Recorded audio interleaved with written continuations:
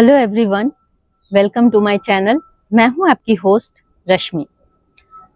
अगर आप लोग छत पे, कंटेनर में या किसी गमले में तरबूज या खरबूज उगाना चाहते हैं तो ये वीडियो आपके लिए होने जा रही है। देखें, ये जून का मिड है और इस समय आप बड़े आराम से तरबूज और खरबूज दोनों उगा सकते हैं अपनी छत पे। तो आज हम जानेंगे कि वो कौन कौन सी चीजें हैं जिनको ध्यान में रखते हुए हम बहुत सक्सेसफुली इन चीजों को उगा सकते हैं। तो चलिए चलते हैं हमारी वीडियो में। जब भी आप लोग तरबूज या खरबूज जैसी वाइन उगाना चाहें तो टाइमिंग का जरूर ख्याल रखें, क्योंकि इस बार मैं अप्रैल से लेकर के मई के लास्ट तक कोशिश करती रही और मैं फेल हो गई। जितने भी सीड मैंने डाले, कभी गर्मी की वजह से, कभी ओलों की वजह से, कभी बारिश की वजह से, वो सारे खराब हो गए। टेम्परेचर का वेरिएशन इतना था कि मैं उसमें सक्सेसफुल हो ही नहीं पा रही थी।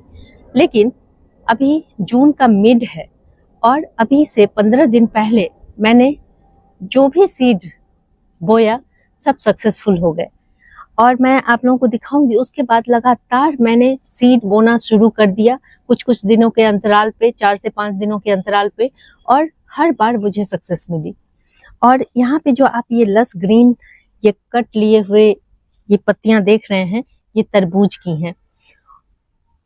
जब भी आप तरबूज या खरबूज लगाएं, पॉट का सिलेक्शन सही तरीके से करें, क्योंकि ये फ्रूट बिग साइज के होते हैं, इसलिए इनका चुनाव आपको ध्यान से करना है।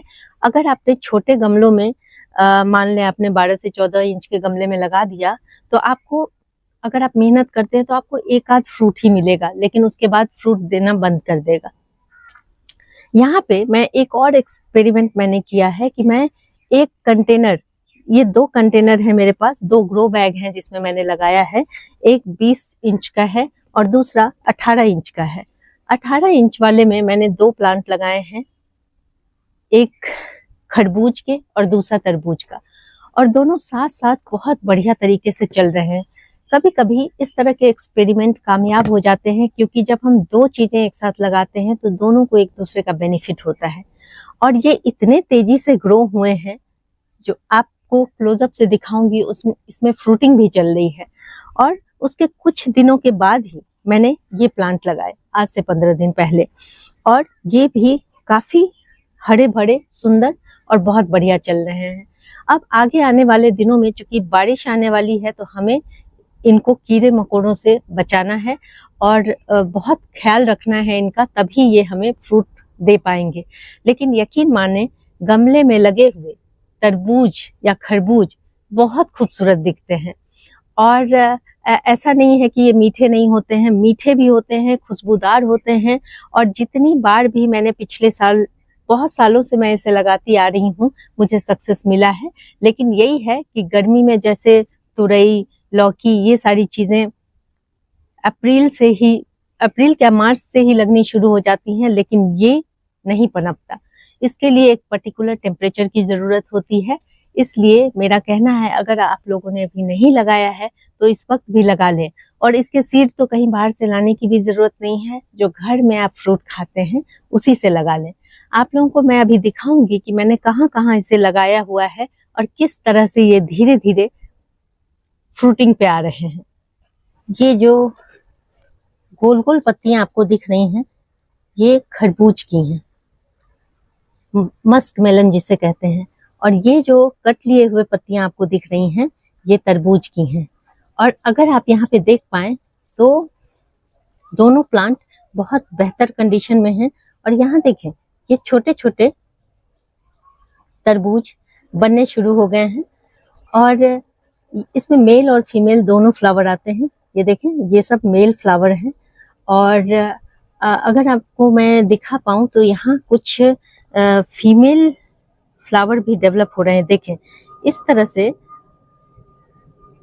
अगर मैं दिखा पाऊं, यहाँ पे आपको ये जो छोटा सा दिख रहा है, इस तरह से जब नीचे एक तरबूज के शेप का आपको दिख रहा होगा और ऊपर कलियां खुली नहीं है, तो ये फीमेल फ्लावर है। इस तरह से मेल फीमेल फ्लावर एक ही प्लांट में होते हैं और इनमें पॉलिनेशन होकर के तब ये बड़े होना शुरू होते हैं।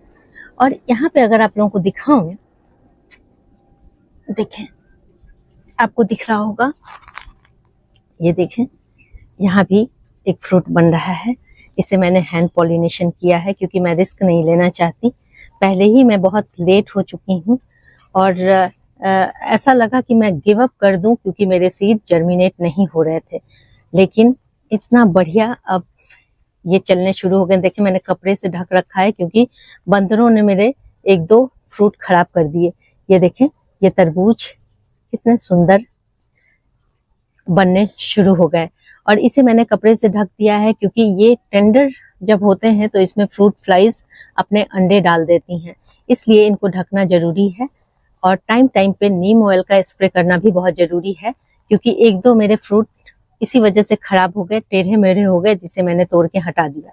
और 1-2 फ्रूट इससे भी थोड़े ज्यादा बड़े हो गए थे, लेकिन उसे बंदरों ने, इधर आप लोग हमेशा पूछते रहते हैं कि बंदर आपके यहाँ नहीं आते, लेकिन वो मेरे यहाँ आते हैं। कभी भी किसी भी समय छत पे आ जाते हैं और कुछ अगर दिख गया तो वो उसे खा के चले जाते हैं। ये तो मैंने आपको तरबूज दिखाया, ये अभी जस्ट स्टार्ट ही हुए हैं और मैंने यहाँ एक सपोर्ट सिस्टम भी बनाया है। और आप ये देख लें, ये 18 इंच का ग्रो बैग है और इसमें मिट्टी बहुत ज्यादा नहीं है। अब आप सोच रहे होंगे कि ये तो बलुई मिट्टी में होता है, तो इसे मैंने कैसे लगाया है। तो देखें, मैंने इसमें कुछ भी नहीं किया है, पहले से ही मेरी मिट्टी में 20% सैंड ऐड किया हुआ है। मिट्टी बहुत पोरस है, क्योंकि मैं हमेशा ऑर्गेनिक चीजों का इस्तेमाल करती हूँ, इसलिए मिट्टी काफी पोरस है, इसलिए मैंने नॉर्मल मिट्टी में ही इसे लगाया है। आप अगर शुरुआती दौर में मिट्टी बना रहे हैं तो आप 40% के करीब इसमें सैंड डाल देंगे तो आपका ये प्लांट ज्यादा बेहतर ढंग से चलेगा, क्योंकि अभी बारिश का भी सीजन आने वाला है और ज्यादातर बारिशों में ये वाइन खराब हो जाती हैं। अब मैंने आपको तरबूज दिखा दिया, अब देखें यहाँ ये खरबूज बन रहा है, इसे भी दिखा देती हूँ आपको। ये देखें कितना सुंदर ये बन रहा है। इसे भी मैंने इस तरह से बंदरों से बचाने के लिए, कीड़ों से बचाने के लिए इस तरह से इसकी भी बैगिंग कर दी है। देखती हूँ कितने बड़े होते हैं, लेकिन अब शुरुआत हो गया है और इसमें मैंने इसे नींबू के प्लांट के साथ ही ग्रो होने दिया है। और मेरे पास ये लकड़ियां पड़ी हुई थी तो मैंने एक सपोर्ट भी इसमें डाल दिया है, इस तरह से रस्सी लगा करके, ताकि ये ऊपर की तरफ चढ़ते जाएं। और दूसरा ग्रो बैग मेरा ये है, ये 20 इंच का ग्रो बैग है। इसमें भी मिट्टी पूरी नहीं है, मैंने इसे मोड़ दिया हुआ है। तो अगर आपके पास मिट्टी पूरी नहीं होती है तो आप इस तरह से भी कर सकते हैं। और ये देखें कितने लस ग्रीन, कितने सुंदर ये जर्मिनेट हुए हैं। यहाँ पे करीब 3 से 4 पौधे हैं जिसको मैंने इसमें लगा रहने दिया है। आप भी एक ही प्लांट ना लगाएं, 4-5 प्लांट लगाएं। बेशक बाद में आप इसकी थिनिंग कर सकते हैं अगर बहुत ज्यादा आपको दिख रहा है, लेकिन ये प्लांट बहुत नाजुक होते हैं और बहुत जल्दी खराब भी हो जाते हैं। इसलिए आप ध्यान रखें कि बहुत सारे प्लांट लगाएं और बाद में कुछ प्लांट हटा दें। ये सबसे अच्छा तरीका है कि आपके 1-2 प्लांट अगर खराब भी हो जाते हैं तो भी आपको परेशान होने की जरूरत नहीं है। इस छोटी सी टोकरी में मैंने 2-3 तरबूज के सीड डाल दिए थे। ये सीड धीरे धीरे काफी दिनों तक ये जर्मिनेट हो ही नहीं रहे थे, लेकिन उसके बाद ये जर्मिनेट हो गए। ये तरबूज के सीड हैं, तो 2-3 इनको मैं बड़े ही आराम से इनको ट्रांसप्लांट करूंगी। लेकिन मैं आप लोगों को कहना चाहती हूँ कि अगर आप एक्सपर्ट नहीं हैं तो इस तरह की जो आप तरबूज और खरबूज लगाते हैं उसे डायरेक्ट जहाँ जिस ग्रो बैग में लगाना है उसमें डायरेक्ट लगाएं, ताकि ये शॉक ना लगे इनको। एक और चीज आप लोगों को दिखाना चाहती हूँ, देखें मेरा जो ये वाला पॉट है इसमें सिर्फ कचरा ही कचरा था, ऊपर से थोड़ी सी मिट्टी थी और मैंने इसमें कुछ सीड यूं ही डाल दिए थे क्योंकि मेरे सीड जर्मिनेट नहीं हो रहे थे। कभी कभी फ्रस्ट्रेशन भी हो जाता है कि क्यों जर्मिनेट नहीं हो रहे हैं, लेकिन देखें यहाँ पे जब जर्मिनेट हुए तो कुछ इस तरह से सारे ही जर्मिनेट हो गए। देखें यहाँ पे एक नहीं 85, ये जो पतली पतली डंडियां आप देख रहे हैं 50 से भी ज्यादा प्लांट हैं इसमें, लेकिन मैं धीरे धीरे कुछ प्लांट को कहीं कहीं लगा दूंगी, इसीलिए मैंने इसकी थिनिंग नहीं की है। थिनिंग करने का मतलब है कि इतने सारे प्लांट जब एक साथ जर्मिनेट हो जाएंगे तो उनकी ग्रोथ पे इफेक्ट पड़ेगा और फिर वो सही ढंग से आपको फ्रूटिंग नहीं देंगे। तो देखें, इसमें इस तरह से जब आपके साथ हो जाए, बहुत सारे सीड आप लगाएं और इस तरह की नौबत आए तो आपको क्या करना है। देखें, कुछ इसमें जो कुछ प्लांट हैं वो बड़ी तेजी से ग्रो हुए हैं और उसमें इस तरह से फ्लावरिंग आ रही है। तो हमें क्या करना है, जो कमजोर प्लांट है, जैसे यहाँ पे देखें बहुत सारे पतले पतले इस तरह के आपको प्लांट दिख रहे होंगे, इन सबको आपको हटा देना है। आप चाहें तो कहीं लगा दें इसे, या फिर इस तरह जिस तरह से मैंने सीड सो किया है मिट्टी के साथ, तो ये रूट निकल नहीं सकते हैं। इसलिए ये अगर हम इसे उखाड़ के दूसरी जगह लगाते हैं तो ये सक्सेस रेट इसका बहुत कम हो जाता है। तो इसीलिए मैं इसकी थिनिंग कर दूंगी और 2 से 3 प्लांट बस इसमें रहने दूंगी जो मजबूत हैं, हेल्दी हैं, उनका सिलेक्शन कर करके मैं देखें, जैसे इस तरह के ये प्लांट काफी मजबूत मुझे दिख रहे हैं, इसमें तो फ्लावरिंग भी शुरू हो गई है।